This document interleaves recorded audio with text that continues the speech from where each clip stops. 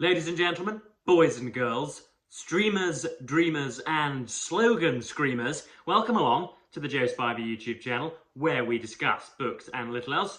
And first of all, folks, it is, of course, my duty to offer you all the most boisterous and plentiful thanks for your reception of my dear little Substack, which is again linked down below.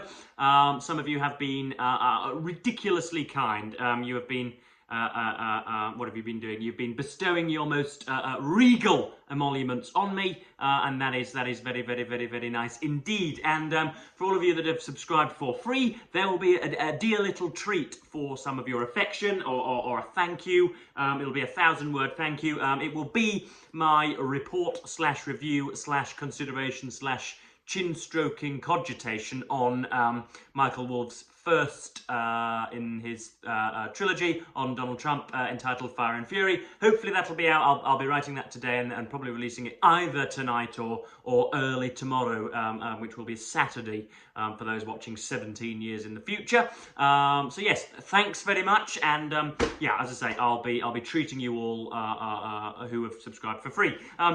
First of all, of course, as well, there is a little intruder that I'm sure you're aware of here. I mention that only because it is obviously a tiny little pustule that is, as I say, on the doormat of the cave of my nostrils. I mention that only because should it finally take over its host, then I will of course collapse mid-recording, but that will never be published to YouTube, so I'm not really sure why I've drawn your attention to it. But it does have its own sort of inviolable sense of human rights. You know, we've got to add items onto the shopping list for it. It needs its own packed lunch. It really is leading me around by the nose, if you'll pardon the pun. But anyway, that's all of the those are all of the jocular witticisms out of the way, because we are dealing with something very, very, very serious indeed today, folks. This is part, goodness knows what, part 5, part 6 of my progressive read-along, capital lowercase p, progressive read-along of Hannah Arendt's Eichmann in Jerusalem, subtitled A Report on the Banality of Evil. Now, I did indeed warn you, I instructed you all last week to continue with the reading and to chomp through chapters, what was it, 9, 10, 11 and 12. Deportations from the Reich, Western Europe, the Balkans and Central Europe. And I didn't intend to do an entire video on those deportations, but because chapters 9 and 10 were so very fecund, they were so very replete with Arendt's brilliance, that I was turning, when I'm reading through and I'm deciding just indeed what I want to read out to you guys and what I want to put before your put on your readerly platters. I am turning the pages every now and then, and found that I'd already turned 5 pages by the time I reached page 180 or something before the deportations to the Balkans and Central Europe. So it's just chapters 9 and 10 we're focusing on today. So Germany, Austria and the Protectorate, and then France, Belgium, Holland, Denmark and Italy. Now, if I've offered many criticisms about just this format of book reading. It's not something I typically enjoy, being a bookish infidel, dipping between different books and, you know, bedding different authors on different days. I don't really, it's certainly not my instinctual propensity to sort of, you know, chomp through a book every now and then. I like to set to and get through it with, you know, with all of the professional commitment of a Puritan.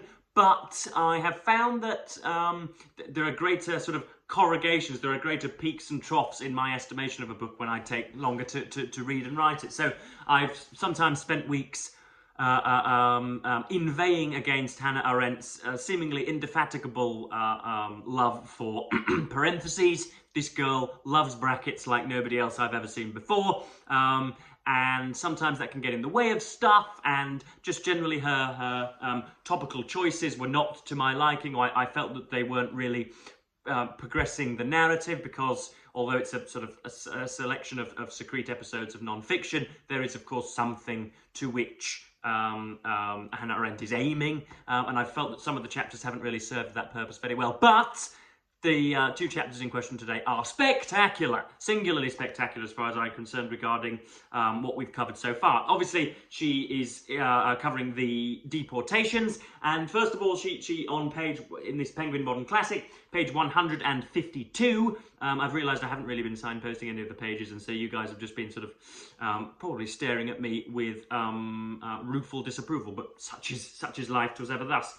So yeah, My Penguin Modern Classic, this is page 152, and this talks about the multiplicity of anti-Semitism. You have sort of inebriated and erect anti-Semites who think or view that their lives would be fundamentally bettered by the evisceration of Jewish peoples, among the worst that have ever existed, of course. Then you have muted closet anti-Semites who were just really who were waiting for the Hitlerian rabble-rousing, and then you have the ostensible anti-Semites who wish very much to prove and display their anti-Semitism, but in fact are rather half-hearted with it.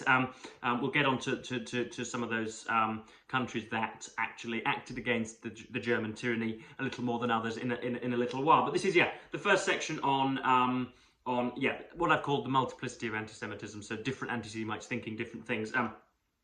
The end of the world, though, carried through with remarkable monotony, took almost as many different shapes and appearances as there existed countries in Europe. This will come as no surprise to the historian familiar with the development of European nations and with the rise of the nation-state system, but it came as a great surprise to the Nazis, who were genuinely convinced that anti-Semitism could become the common denominator that would unite all Europe. This was a huge and costly error. It quickly turned out that in practice, though perhaps not in theory, there existed great differences among anti-Semites in the various countries. What was even more annoying, though it might easily have been predicted, was that the German radical variety was fully appreciated only by those peoples in the East, the Ukrainians, the Estonians, the Latvians, Lithuanians, and to some extent Romanians, whom the Nazis had decided to regard as subhuman barbarian hordes. Notably, deficient in proper hostility towards the Jews were the Scandinavian nations, which, according to the Nazis, were Germany's blood brethren. Yes, you've got different attitudes to it. You've got the French, who I haven't highlighted in any of these pages, who, much like with very many things, to just sort of kowtow to the German will. Of course, there was German resistance to such methods, but generally they nodded along with anything that Hitler and his apparatchiks wanted to put into legislation. Then you've got, again, you've got bits of the Italians, which we'll look at later on, and you've got the Belgians and the Dutch, who didn't themselves house or have possession of much of European Jewry, but indeed were just as conducive, or not conducive, but just did as much to facilitate Jewish deportation and evisceration as any other countries surrounding them.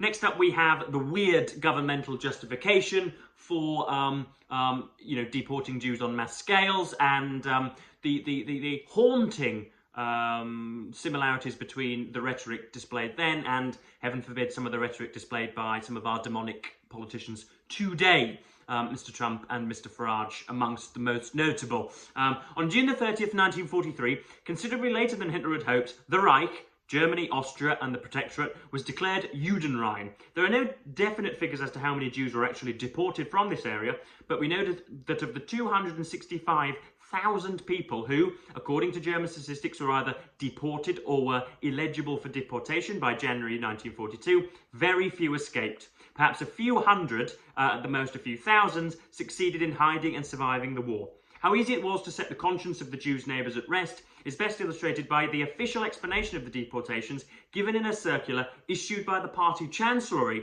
in the fall of 1942. It is the nature of... I was going to do a German accent. Just briefly, I was going to do a German accent then, but I'm not going to. I can do a cracking satire of a German accent, but as I say, it should be reserved for the cartoons and not for this channel. It is the nature of things that these, in some respects, very difficult problems can be solved in the interests of the permanent security of our people, only with ruthless toughness. The interests of the permanent security of our people. How very similar is that to the rhetoric of the Reform Party and to much of the Brexit movement? This idea that there are enclaves of terrible people who were born here but somehow do not assimilate or do not bear very many of the characteristics of typically British or patriotic or homeland people, whom it would be better if we were, the deportation or excommunication of whom would be to the benefit of our society. How very similar is that? Just as to Donald Trump with the Mexicans, I don't know how much support there will be for such measures, how much further there will be for mass deportation or whatever on earth Mr. Trump plans to do on the Mexican border. I'm not sure, but just something to consider. As I have said very many times in this coverage, I'm trying to draw some contemporary significance from everything that Arendt writes. Next up, we have the Danish question, folks. Let me just take a very brief sip. Yeah, we've got the Danish question, which is a very, very alarming one, and I'm basically going to let Arendt do the work for me. I would like to describe the issue, but of course she's the syndicated columnist and author, so it is to her to whom I will defer. But yeah, this is a very, very great moment, and had me praising the Danes whilst I was on my bed. It was in Denmark, however, that the Germans found out how fully justified the Foreign Office's apprehensions had been. The story of the Danish Jews is sui generis, and the behaviour of the Danish people and their government was unique among all the countries of Europe, whether occupied or a partner of the Axis, or neutral and truly independent. One is tempted to recommend the story as required reading in political science for all students who wish to learn something about the enormous power potential inherent in non-violent action and in resistance to an opponent possessing vastly superior means of violence. And sentences are quite long, aren't they? My diaphragm's suffering, but nonetheless. To be sure, a few other countries in Europe lacked proper understanding of the Jewish question, and actually a majority of them were opposed to radical and final solutions. Like Denmark, Sweden, Italy and Bulgaria proved to be nearly immune to anti-Semitism, but of the three that were in the German sphere of influence, only the Danes dared speak out on the subject to their German masters. Italy and Bulgaria sabotaged German orders and indulged in a complicated game of double-dealing and double-crossing, saving their Jews by a tour de force of sheer ingenuity. But they never contested the policy as such. That was totally different from what the Danes did. When the Germans approached them rather cautiously about introducing the yellow badge, they were simply told that the king would be the first to wear it, and the Danish government officials were careful to point out that anti-Jewish measures of any sort would cause their own immediate resignation. And they indeed, I think there are two sections on the Danish bit that I've highlighted. Yeah, it's just a great case of collective refusal, folks. We live in a ridiculously individualised society where every own little ant sort of pidders about in their own puddle. But this was one of those rare occasions in which everybody clubs together and unites against an obviously barbarically tyrannical force. It was just very, very uplifting and very life-affirming to read such resistance. Politically and psychologically, the most interesting aspect of this incident is perhaps the roles played by the German authorities in Denmark, their obvious sabotage of orders from Berlin. It is the only case we know of in which the Nazis met with open native resistance, and the result seems to have been that those exposed to it changed their minds. They themselves apparently no longer looked upon the extermination of a whole people as a matter of course. They had met resistance based on principle, and their toughness, in inverted commas, had melted like butter in the sun. They had even been able to show a few timid beginnings of genuine courage. That the ideal of toughness, except perhaps for a few half-demented brutes, was nothing but a myth of self-deception, concealing a ruthless desire for conformity at any price, was clearly revealed at the Nuremberg trials, where the defendants accused and betrayed each other and assured the world that they had always been against it, or claimed, as Eichmann was to do, that their best qualities had been abused by their superiors. The subject of a good government is lucky. The subject of a bad government is unlucky. I had no luck. Those are the quotations of Adolf Eichmann. The atmosphere had changed, and although most of them must have known that they were doomed, not a single one of them had the guts to defend the Nazi ideology. Yes, and it never ceases to amaze me just how febrile and just how almost tentative people's beliefs are in a system. If you were to get any kind of regimented ideologue before you and started adumbrating some of the shortcomings and shortfallings in their ideology, you would soon find that they would be rebutting themselves or would just be giving up the ghost, as it were. So it's in a very, very negative book. That was a particularly positive section about as I say, Danish resistance. So that was jolly good. And then the final section I've forgotten all about. What have we got? This I've annotated it as continually interesting. I'm not particularly sure. Oh, this is about, yeah, I'm not going to read that out because it's not something about which I know an awful lot, and I can't think why I've turned the page. It's just about Italian fascism and the ways in which Mussolini was, almost by his idiocy, led to save a lot of Jews. The old line from Paul Lessingham in Richard Marsh's The Beetle, it's the fool does more harm with his folly than he does of malice prepense, I think pertains to that section. But that's just me juddering on. So yes, this has been another read-through of, or at least another section of Hannah Arendt's Eichmann in Jerusalem. What are we thinking, guys? I think that her style is much like the YouTube commentator who is covering her work.